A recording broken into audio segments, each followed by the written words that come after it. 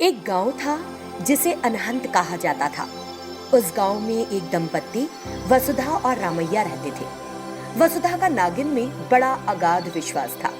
वे बड़ी खुशी से रह रहे थे। दिन गुजरते गए। वसुधा गर्भवती हुई। ये बात जानकर दंपत्ति बड़े खुश थे। वसुधा ने सोचा, देवी नागिन, मैं आपके आशीर्वाद से गर्भवती हुई हूँ। मैं बहुत खुश हूँ। इस तरह उसने नागिन से प्रार्थना की।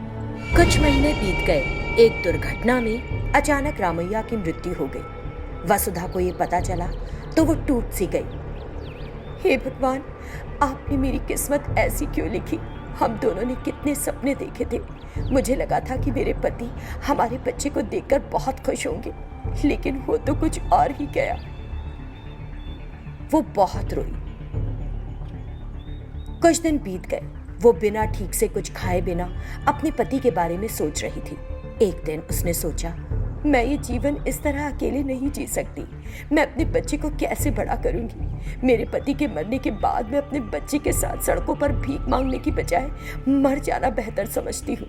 इतना सोचकर वो उस गांव के एक तालाब के पास गई। रामैया, मैं और हमारा बच्चा तुम्हारे पास आ रहे हैं। ये कहते ही वो उस पानी में कूद गई।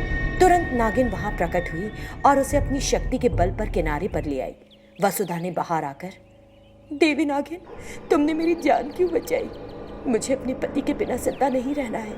तुम मुझे अपने हाथों से मार दो, नहीं तो मुझे खुद मरने दो। देखो वसुधा, होनी को कोई नहीं टाल सकता। ये तुम्हारे भाग्य में लिखा था। भगवान शिव ने मानव जाति को एक महान उपहार दिया है, वो है भूल जाना।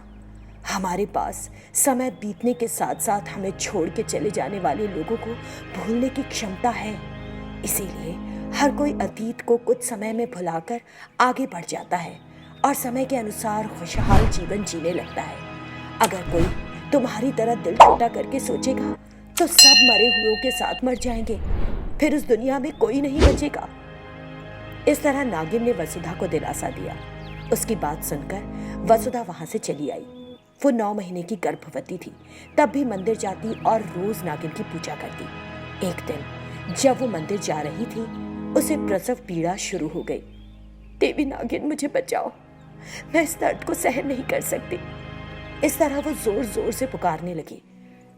उसी समय एक व्यक्ति उस रास्ते से निकला और उसे दर्द से तड़पते देखा। तुरंत वो उसके पास गया और मदद के लिए इधर उधर देखने लगा। तब देवी नागिन एक आम महिला के रूप में वहां आ गई। चिंता मत करो, मैं यहाँ हूँ, कुछ नहीं होगा।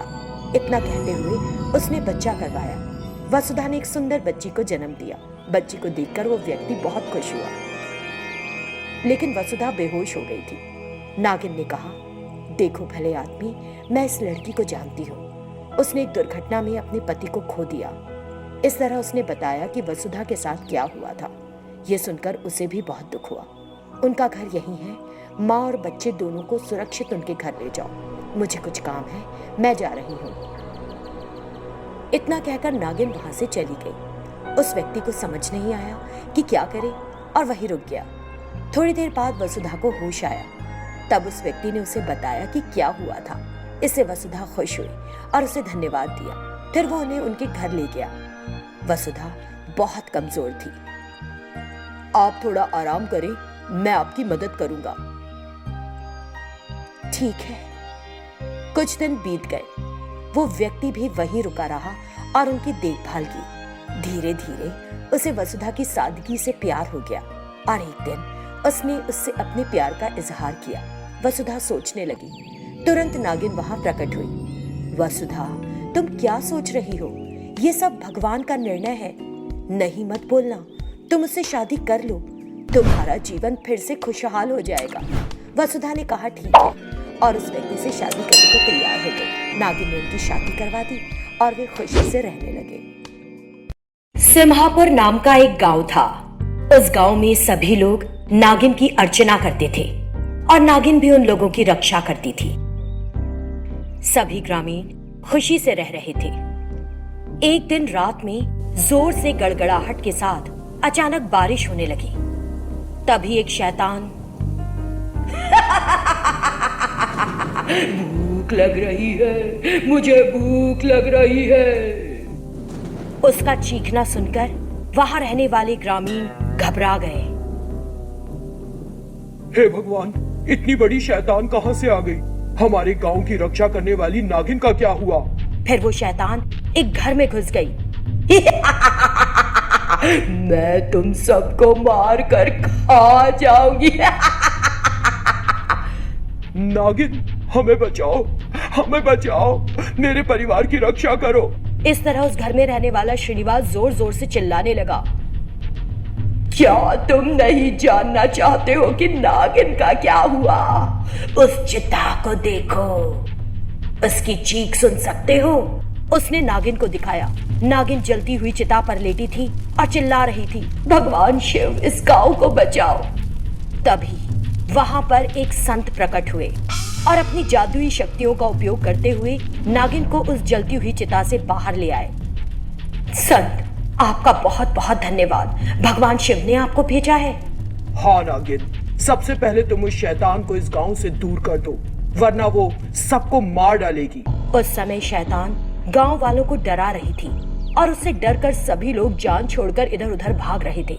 नागिन ने अपना आकार दुगना कर लिया। तुरंत यहाँ से चली जाओ, वरना तुम मेरे हाथों नष्ट हो जाओगी। आओ देखे किस में कितना है दम। फिर उस शैतान और नागिन के बीच लड़ाई शुरू हो गई। दोनों लड़ाई के दौरान अपनी शक्तियां आजमा रही थी। इस बीच संत ने अपनी जादुई शक्तियों का इस्तेमाल किया और एक बड़ा घड़ा बनाया। फिर उसने अपनी छड़ी हाथ में ली और मंत्रों का जाप किया। तुरंत उस शैतान ने आग पकड़ ली। ये आग कैसे लग गई? इसे बुझाओ, इसे बुझाओ। ये कहते हुए शैतान पहले से भी छोटी हो गई और संत द्वारा बनाए गए घड़े के अंदर चली गई। तुरंत संत ने अपनी जादुई शक्ति से उस घड़े को बंद कर दिया। ये देखकर गांव वालों को सुकून मिला। फिर नागिन सामान्य होकर बोली, बहुत बहुत धन्यवाद संत, आपने पहले ही ऐसा क्यों नहीं कर लिया? आपने उस घड़े को इतनी देर से क्यों प्रकट किया? वो बहुत कठिन था नागिन, क्योंकि शैतान के पास बहुत सारी शक्तियां हैं। हम इसे तभी पकड़ सकते थे जब वो किसी काम में लगी हुई हो।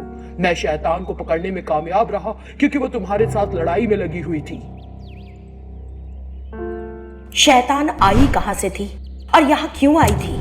तब संत ने अपनी दिव्य दृष्टि से देखा और नागिन से कहा, ये शैतान पूर्व दिशा के एक गांव में एक संदूक के अंदर बंद थी। एक व्यक्ति ने उस संदूक को गलती से खोल दिया। इस शैतान ने बाहर आकर उसे मार डाला और फिर इस गांव पर हमला किया। चाहे जैसे भी, आपने सही समय पर इस गांव को बचा लिया। इतना कहकर नागिन ने संत का धन्यवाद दिया। ग्रामीणों ने भी संत और नागिन का धन्यवाद दिया। आपको चिंता करने की कोई जरूरत नहीं, आप खुशी से रहो। इतना कहते हुए वो उस घड़े में उस शैतान को लेकर वहां से चले गए। सभी ग्रामीणों को राहत मिली।